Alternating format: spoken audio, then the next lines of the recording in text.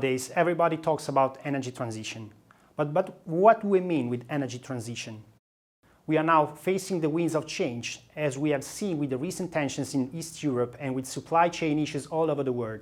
We are now at the threshold of a historic change, where Western countries are committing to significantly reduce the emission of greenhouse gases, progressively increasing their objectives. Carbon emission reduction is indeed the main reason why governments are paving the way to an energy transition. But as we have seen in the last few years, this is coming with changes in the demand and therefore in the production of energy from high carbon sources, impacting on investments and future availabilities of such fuels. This is impacting the today's cost of energy, which has been increasing for over a year up to now, also driven by fiscal stimulus put in place to face COVID pandemic economic effects.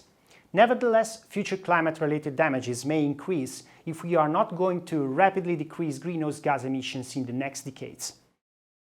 Uncertainty in frequency, intensity, space, and time manifestation of future damages makes the energy transition even more difficult to understand and to implement. Furthermore, the energy transition itself will probably impact on multiple sectors, regions, economic and environmental dimensions with different outcomes. More importantly, the interconnection between all these dimensions must be analyzed carefully. Think about the energy sector. Can we say that every kilowatt-hour, the unit of measure of electricity production and consumption, produced with a solar panel, is implying the avoidance of the same amount of electricity from fossil fuels?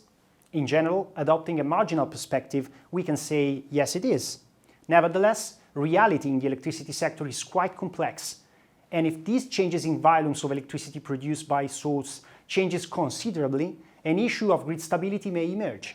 Therefore, some electricity storage may be needed in some cases, and additional carbon impacts for, as an example, Chinese lithium-ion batteries production may be needed.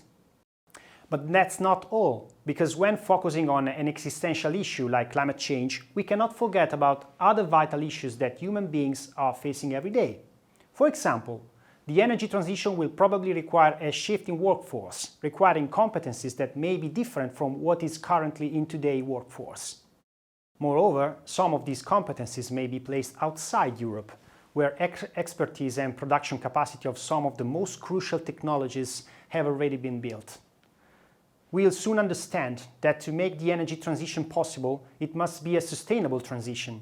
And being so, we must consider the three pillars of sustainability, which are not only environmental, but also the social one, as we have seen, and the economic one, as all of these three pillars must be grounded on the dimension of technical feasibility, which may be entwined with cultural and political aspects important to be faced when experiencing a socio-economic change like a sustainable energy transition.